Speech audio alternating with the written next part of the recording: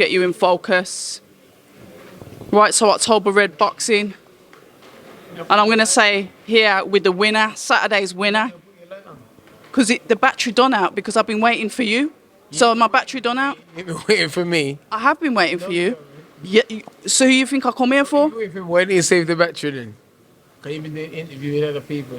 Listen, I've done two. No, you lied. This You should have saved the battery. You love to tell too much lie, but go on. You calling me a liar?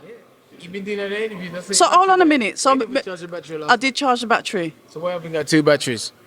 Because I can only afford one. Yeah, I am an amateur, poor. A lot. You want to buy me a battery? Huh? Yeah, buy me a battery. Buy you two AA batteries. Yeah, well, sorry, go on. Good to see you. Good to see you in good spirits. You know, like I said, one of my favourite fighters. I've only got a couple of minutes with you. So what I want to discuss is training with Buddy Mcgirt. Buddy Mcgirt, a Hall of Fame fighter, a well-known trainer, somebody that's experienced in the game. Tell our viewers what he's done for you. He ain't done much. He haven't though. We just adjust a few things and added a few things and wrote a few things. Listen, Buddy is... I never treated him like Buddy before, man. He's just different. He does his thing differently, but gets the results.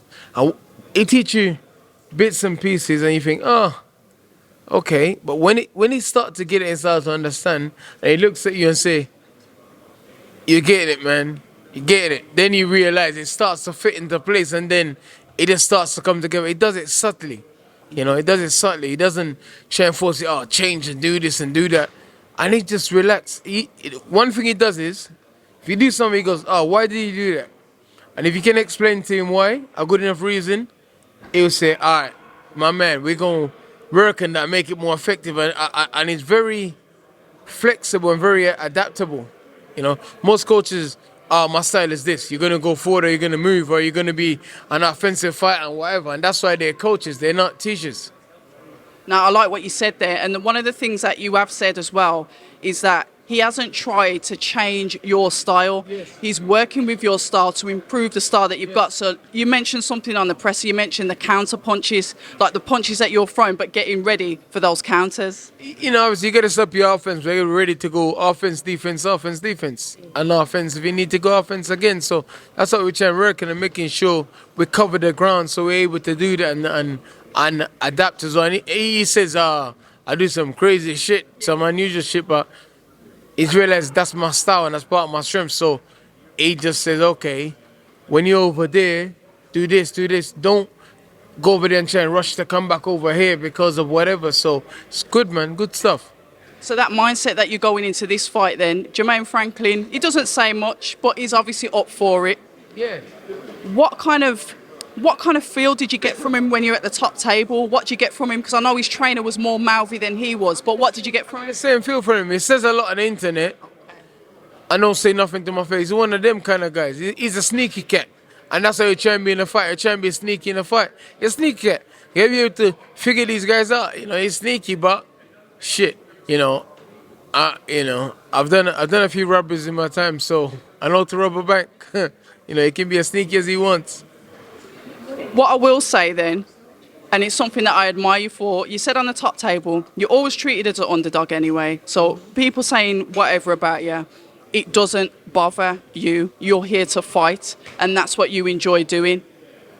You making the decision to get better as a fighter by changing your team around is something that other fighters may have to do in the future. It's kind of like fighters often remain loyal. So I keep moving, get sat down for so long. Yeah, as long as you don't get cramp in your something, you're all right, isn't it? Changing trainers is a big decision to make because when you have someone with you, there's that loyalty. I'm looking at it from the outside. Talk to me. It's hard because, you know, me and Zav, we're like brothers, you know. We become like brothers, you know.